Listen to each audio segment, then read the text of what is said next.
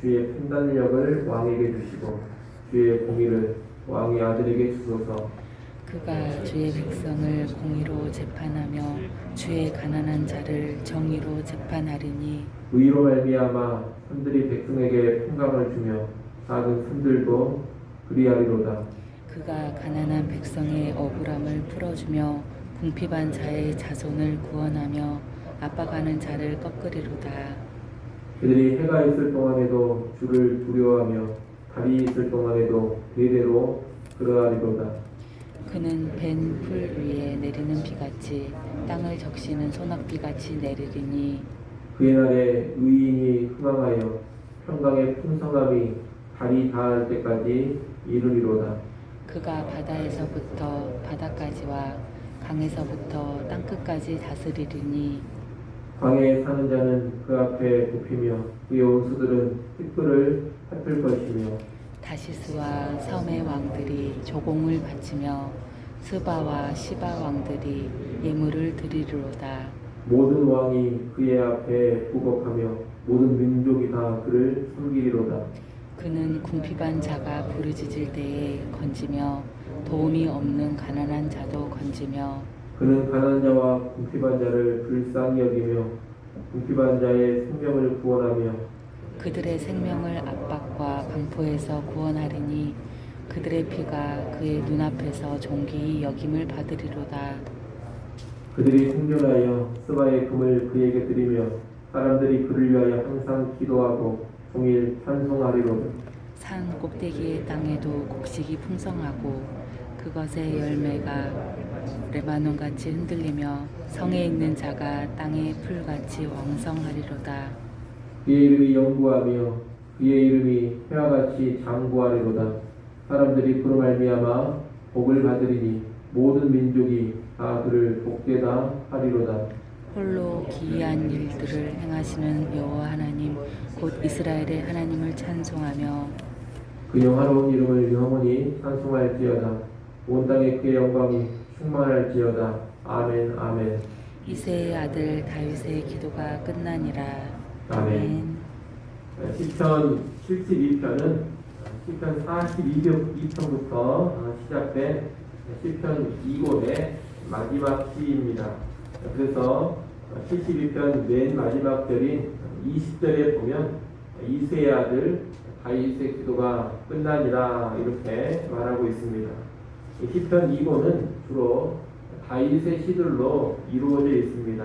그래서 2권 전체의 마무리로 20절 말씀을 하고 있는 겁니다.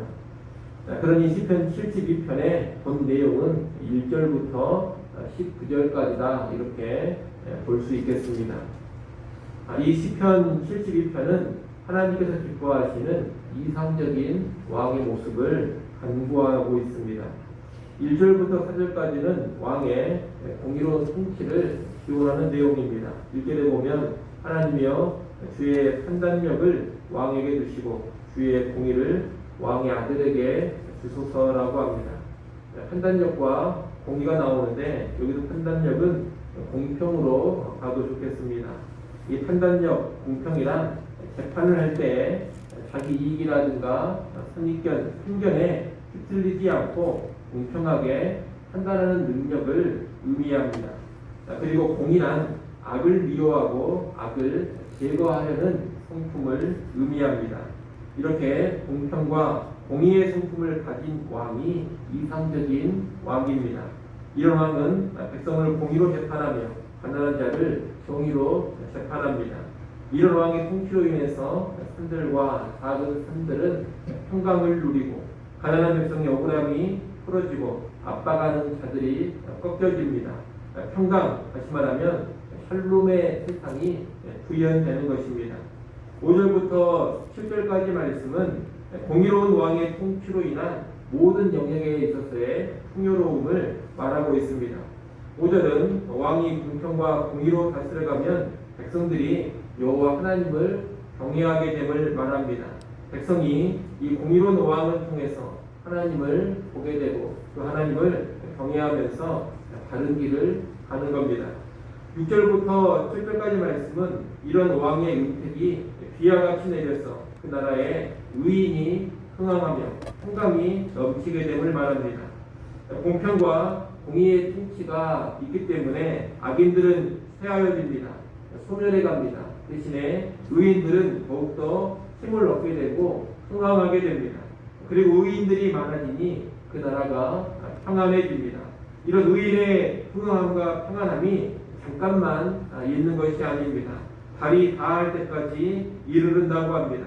하늘의 달이 닿을 때까지, 다시 말하면 영원토록 의인의 흥황함과 평안이 있게 되는 겁니다.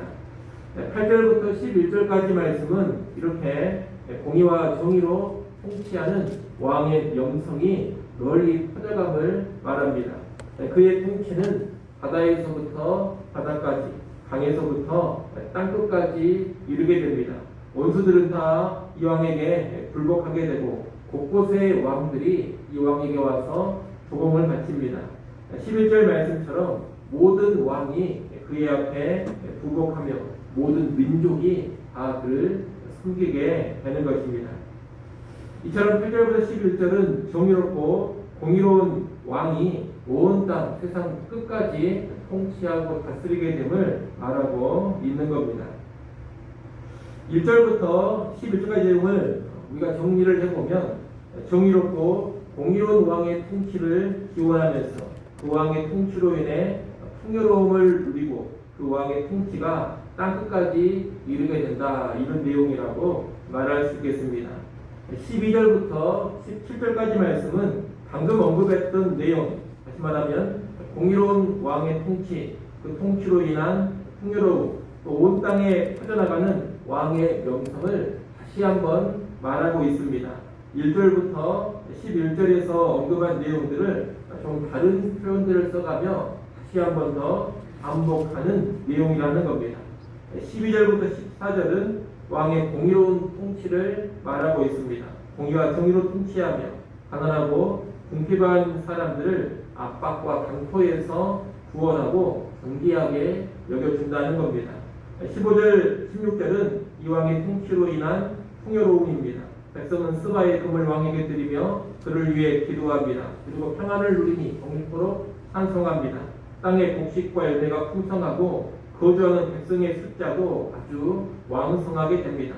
모든 영역에 풍요로움이 임하는 겁니다. 17절은 이 왕의 명성이 널리 퍼져감을 말합니다. 그의 이름은 영구하고 장구합니다. 사람들이 그로 인해서 복을 받고 땅의 모든 민족들이 다 이 왕을 가리켜 복되다고 칭송합니다. 결국 시편 72편은 공의롭고 정의로운 왕의 통치, 그 왕의 통치로 인한 풍요로움, 그 왕의 통치가 땅끝 모든 민족에게까지 이르게 됨을 반복적으로 기원하며 노래하고 있습니다. 최종적으로 18절, 19절을 보면 홀로 기이한 일들을 행하시는 하나님을 찬송하라, 그렇게 말하는 내용인데, 이 찬송은 앞서 언급한 왕의 통치가 궁극적으로 하나님이 행하시는 일이기 때문입니다. 하나님께서 이 공의로운 왕의 통치를 허락하시고 그 왕의 통치로 인한 풍성함과 땅끝까지 이루는 복을 이루십니다. 하나님이 허락하시고 하나님이 이루시는 일이기 때문에 하나님을 찬송하고 하나님의 영광이 온 땅에 가득할 것이다라고 말하는 겁니다. 이처럼 시편 72편은 하나님에 의해 이루어지는 이상적인 왕의 통치를 말하고 있는데, 여러분 과연 누가 이런 이상적인 왕이 될 수가 있겠습니까? 인간의 역사를 돌이켜보면 사람 가운데 이런 왕은 없습니다. 다윗도 이상적인 왕이 아닙니다. 솔로몬도 마찬가지입니다. 그들에게 훌륭한 면이 있기는 합니다만, 그럼에도 불구하고 그들은 온전한 공평과 완전한 공의를 행하는 그런 왕은 아닙니다. 성경 인물이 아닌 세상의 모든 왕들을 보더라도 이상적인 왕은 사실 존재하지 않습니다. 완전한 정의와 공의로 통치하면서 모든 영역에 풍요로움을 가져오는 땅끝까지 그 권세와 명성이 이르는 왕, 모든 사람, 모든 족속을 복되게 해주는 왕. 시편에서 말하는 이 이상적인 왕은 누구냐? 인간 가운데는 없고 바로 예수 그리스도가 이런 왕이십니다. 여러분, 참으로 이상적인 왕은 예수 그리스도입니다. 그분은 공평과 공의로 다스립니다. 가난하고 약하고 힘없는 자들을 사랑하시고 섬겨주는 왕입니다. 죄와 악을 도말하시기 위해서 십자가에서 자신을 친히 내어준 왕입니다. 부활 승천하셔서 지금도 공평과 공의로 통치하고 있는 왕입니다. 하나님께서는 이 진정한 왕인 예수 그리스도의 통치 가운데 온 땅의 만물을 회복시키시고 사람들이 하나님을 경외하게 하십니다. 또 이 땅에 의인이 흥황하며 평강이 넘쳐나게 하십니다. 믿는 자들에게 영육간의 풍성함을 주십니다. 그리고 예수 그리스도의 통치를 땅끝까지 이루게 하십니다. 모든 존재가 예수의 이름 앞에 엎드리게 하시고 모든 무릎이 예수의 이름 앞에 꿇리게 하십니다. 이제 재림의 날이 되면 예수 그리스도의 통치의 완전한 완성, 완전한 구현을 우리가 보게 될 것입니다. 그런 의미는 오늘 본문의 말씀이 예수 그리스도를 통해 구현된다고 있다는 것을 잘 알아야 되겠습니다. 여러분, 세상의 왕, 세상의 정치가, 세상의 통치자에게 소망을 주지 마십시오. 물론 우리가 이 땅을 살아가면서 그래도 좀 더 나은 대통령, 좀 더 나은 통치자를 선택해야 되겠습니다만, 어떤 사람이 대통령이 된다고 해서, 어떤 사람이 통치자가 된다고 해서 그 나라가 완전히 이상적인 나라가 되는 그런 일은 없습니다. 대통령에 출마하는 사람들은 자기가 대통령이 되면 나라를 완전히 새롭게 할 수 있으리라 그렇게 약속을 하고, 또 누군가를 지지하는 사람들도 내가 지지하는 저 사람이 대통령이 되면 나라가 완전히 새로워지리라 그렇게 생각을 합니다만, 여러분, 착각입니다. 누가 되든지 간에 약간의 변화는 있을지 모르지만 결코 이상적인 통치는 이루어지지 않습니다. 그런 인간 왕에게, 어떤 인간 통치자에게 소망을 주지 말라는 것입니다. 우리는 이 사회, 이 세상을 살아가는 사람으로서 그나마 나은 사람을 통치자로 선택할 뿐이지, 그에게 소망을 주면서 통치자를 선택해가는 것은 결코 아닙니다. 우리의 소망은 예수 그리스도라는 것을 기억하시고 예수 그리스도를 왕으로 모시고 그분의 통치를 받아가는 사람이 우리 그리스도인이라는 것을 늘 기억하며 사시기를 바랍니다. 예수님만을 이상적인 왕으로 아시고 그분의 통치에 온전히 순복해가는 우리가 되어야 하겠습니다. 나아가 예수 믿는 우리는 이 완전한 왕이신 예수님과 더불어 이 세상에서 왕같은 제사장으로 존재한다는 것을 기억하고 예수님을 본받아 이 땅을 살아가야 할 것입니다. 그리스도인들은 정의와 공의로 이 땅을 살아가야 합니다. 불의를 행하며 억압하고 압제하는 그런 사람이 되지 않아야 합니다. 나로 말미암아 억울하게 피눈물 흘리는 그런 사람이 없도록 해야 합니다. 오히려 언제나 정의와 공평의 평에 서면서 억울하고 고통당하는 그런 약자들을 도와야 되고 섬겨야 합니다. 이 땅의 정의와 공의가 온전히 구현되기를 기도하면서 이 세상에 평강, 샬롬이 구현되도록 힘을 써야 합니다. 그리고 예수님의 통치가 땅끝까지 이루도록 복음을 전하는 일, 전도하고 선교하는 일에도 깨어 있어야 합니다. 그렇게 살아가는 것이 이상적인 왕이신 예수님과 더불어 왕같은 제사장으로 이 땅을 살아가는 것입니다. 그러니 오늘 하루를 지내면서도 내가 정의와 공의의 편에 서야 할 일이 있다면 담대하게 그 편에 서시기를 바랍니다. 또 내가 돌아가야 될 억울한 사람들, 불의에 고통당하는 약한 자들이 있다면 돌아보시기를 바랍니다. 내가 있는 곳에 샬롬이 임하기를 기도하십시오. 그리고 주변 사람들에게 복음 전하는 일에도 깨어 있으시고 세계의 순교를 위해서도 기도하시고 여러 모양으로 후원하시기를 바랍니다.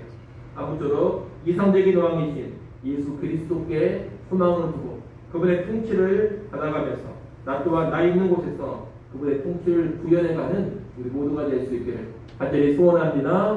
기도하겠습니다.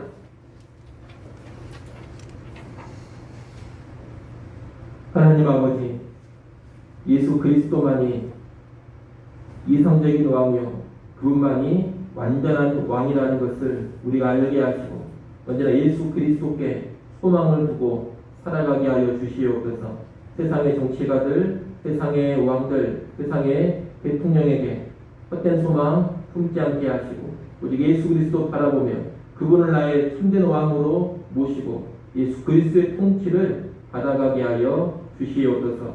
또한 이 땅을 살아가는 동안 주님을 본받아 살기를 원합니다.